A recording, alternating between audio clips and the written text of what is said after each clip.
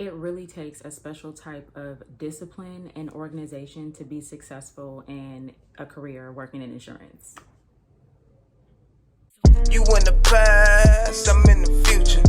You mad. Thank you guys so much for clicking on this video.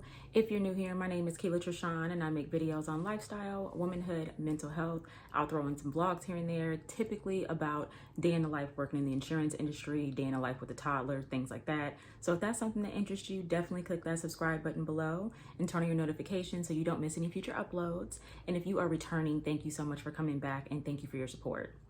So as I was saying in the first clip, working in insurance is one of those jobs where you have to be extremely organized and you have to have discipline. There are a lot of industries like that, but in my experience with insurance, you got to be on your 10s and 2s in order to stay on track. So if you are new to the insurance industry, or if you're thinking about going into the insurance industry, or even if you're working in the industry already and you just kind of need some tips to stay on track, definitely go on ahead and stay tuned. Okay, so most of the information that I'm going to talk about today is claim specific. So meaning you're working actual new claims. This is going to be for adjusters or insurance professionals that are working with new assignments on a daily basis.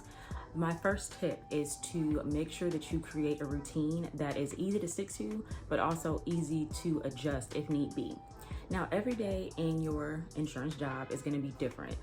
You're working with different clients, you're working with different situations. So everything is going to be different, but you do want to have a routine that you're able to stick to throughout the day that pretty much helps you stay on track.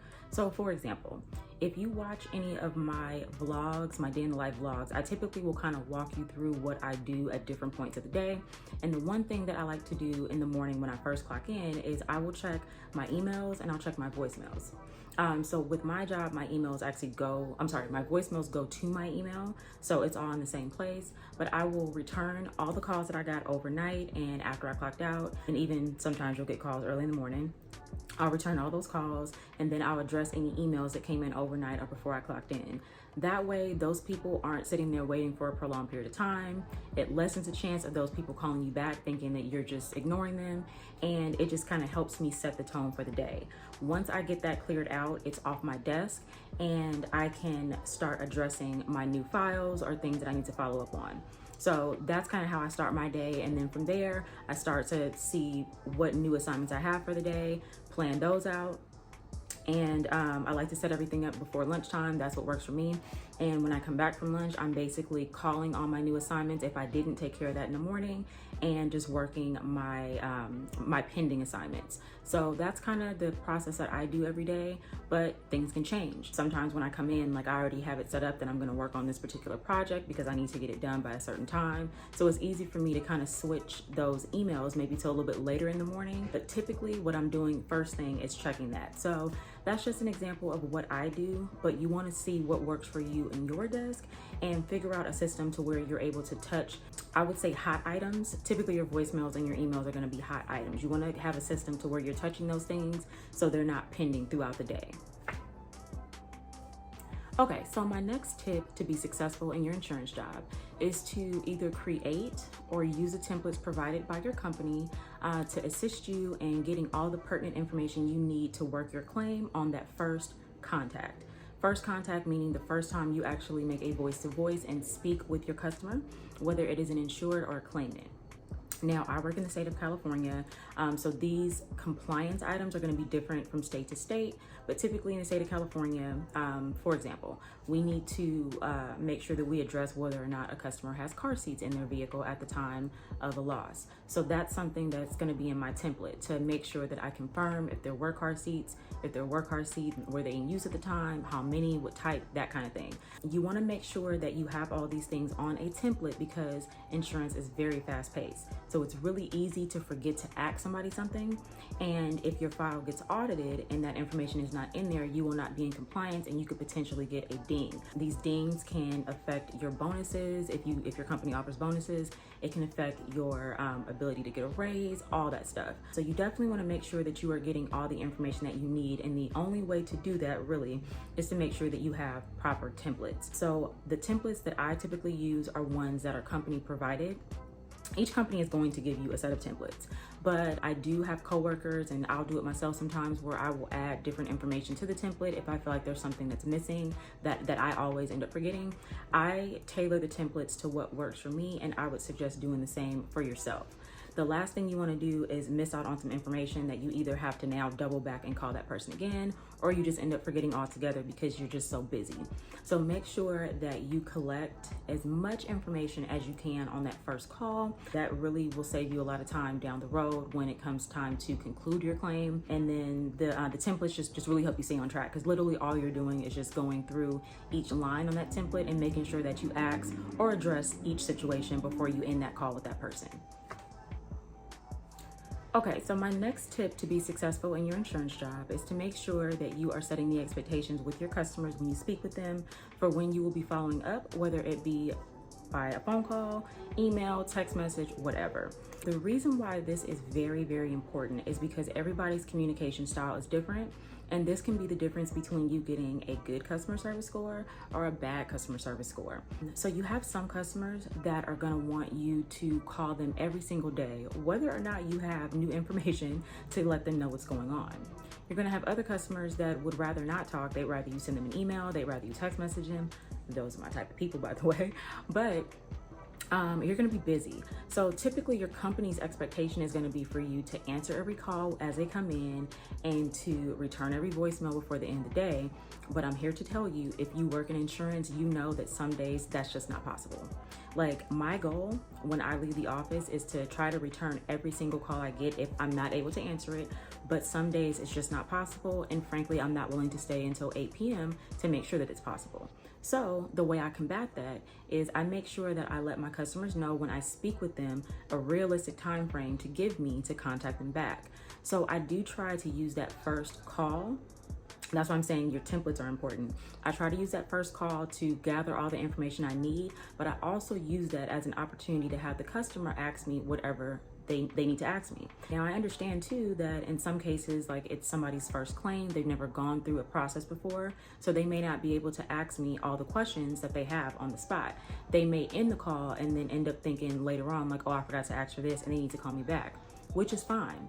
But just because someone calls you doesn't mean that you're going to be available, or it doesn't even mean that you'll be able to call them back right away.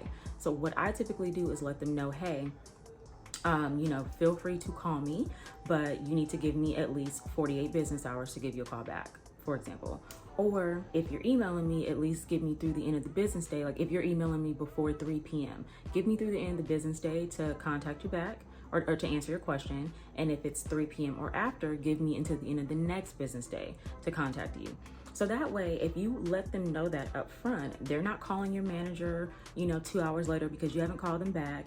They're not going crazy because you already set this expectation with them in the beginning.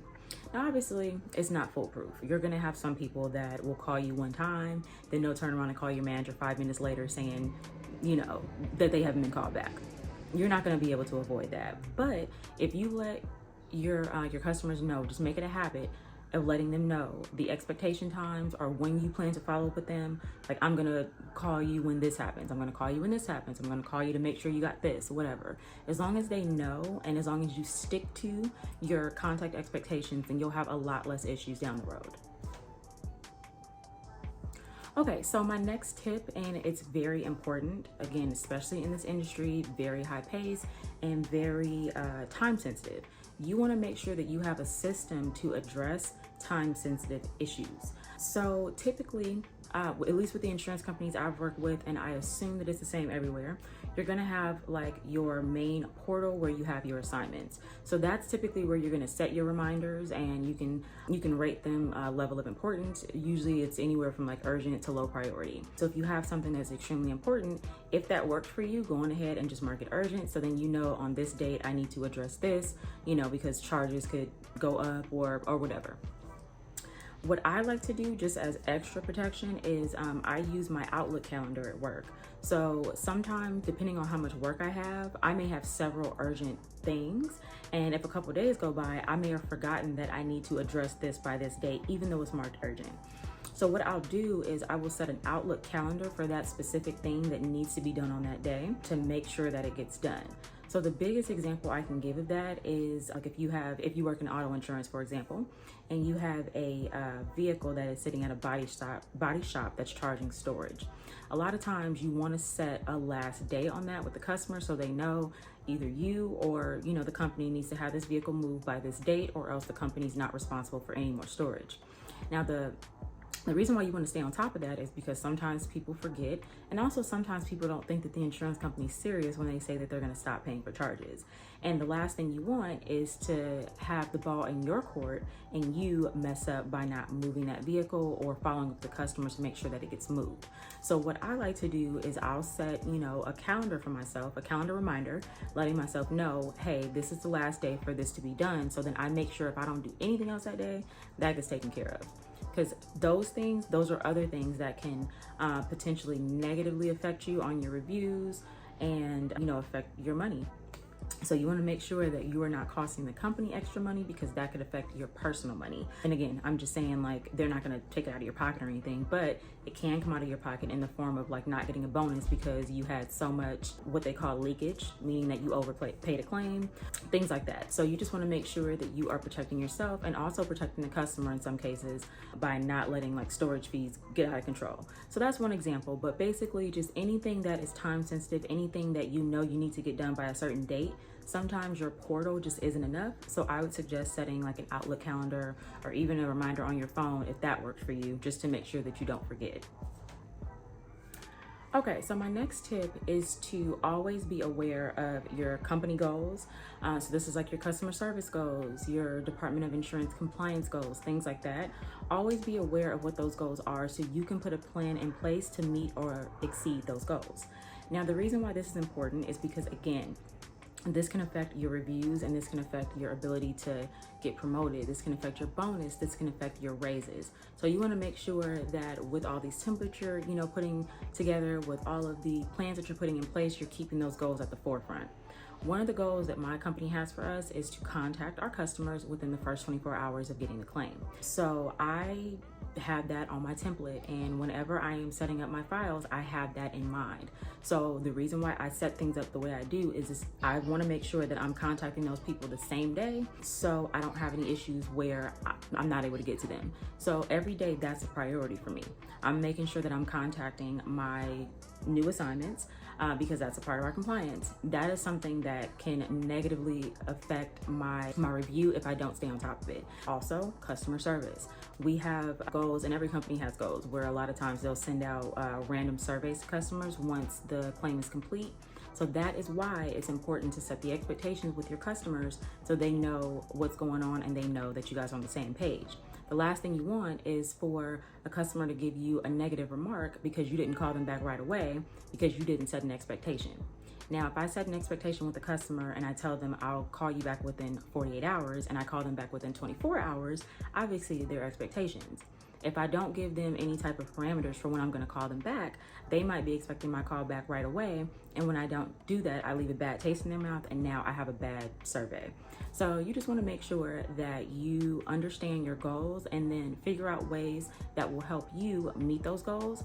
A lot of times it's not just you want to get your customers involved as well, because they're going to help you. If you take care of them, they will take care of you. So make sure you have your customer service goals at the forefront. Make sure you understand your Department of Insurance leakage goals and stuff like that. Again, leakage is a term that's used in insurance, which means that you overpaid a claim. That's why you have to be very diligent with paying attention to dates and making sure that you are aware of like policy language, so you're not accidentally overpaying or, slipping up where you don't need to. So yeah, just come up with a plan where you know exactly what's going on, because that's going to also help you when you're putting together these templates and setting your expectations. All right, you guys. So my last and final tip for being successful in an insurance job is to give yourself grace and be flexible with yourself. Now, what I can say from personal experience working in insurance, a lot of times your managers and your managers are not going to be that flexible, but you're a human being and mistakes are going to happen. There's going to be learning curves. There are going to be things that you don't understand. I've been doing this for about 7 years, and there's still some things that I don't always understand. You know, there are going to be days where I'm on top of everything and I'm ahead of schedule, and there are going to be days, maybe several at a time, where I'm drowning in assignments and I don't know what to do. And you just have to understand that this is a business that is never going to be slow, and you just need to make sure that you're doing your best every single day. As long as you're doing your best every single day, you should be able to clock out knowing that, you know, there might still be work left over, which I guarantee you that's going to be most of your days. There's going to still be work left over, but you did your best. You handled what you could. You put out fires. You know, help people get a new vehicle. You help people fix their home, whatever type of insurance you're working in. So you just have to remember that insurance is one of those industries where you can feel like defeated a lot of times because you're not able to get certain things done, especially if you're an overachiever or you're used to getting things done. Insurance is one of those jobs that will humble you. So that's why I always make it a point to talk about self-care and setting boundaries and all that stuff, because this is an industry where you can slip into depression and you can develop anxiety, because it is a fast-paced beast and you don't always get the praise that you deserve for the work that you do. So you have to be your own advocate. So that being said, again, just make sure that you are giving yourself grace and being flexible with yourself. Do the best that you can, and that's it. And clock out. All right, you guys, so that is all that I have for you today. I did want to make this video because in my experience, I don't really see too many videos on YouTube that are specific to the insurance industry. I see a lot of videos that talk about maybe being an independent adjuster. I see videos that talk about being an insurance agent where you're selling policies and stuff like that, but I don't really see a lot of videos that talk about the actual like job of working with claims, being an adjuster, stuff like that. So I think it's important to talk about because there are people in this position that are drowning. There are people that get into this position not knowing what they're getting themselves into, and a lot of it really is just kind of setting up a system to make yourself successful, but also understanding that it is an industry that's going to always be busy. So you're not doing anything wrong. You just need to come up with a system that works for you, that can make you successful, especially if this is something that you want to turn into a career. It is an industry where there are a lot of different places to go. I made a video several months ago, and I'll probably make an updated one just about different jobs in the insurance industry. There's, you know, you can get into this industry either entry level. Sometimes you have to have a degree depending on what you're doing. So there's a lot of possibilities if this is something that you want to get into, but it is important to understand what you need to do to be successful. So if you enjoyed this video, please go ahead and give it a like. It really helps with the YouTube algorithm. Definitely make sure to subscribe if you have not already, and I will see you in the next video.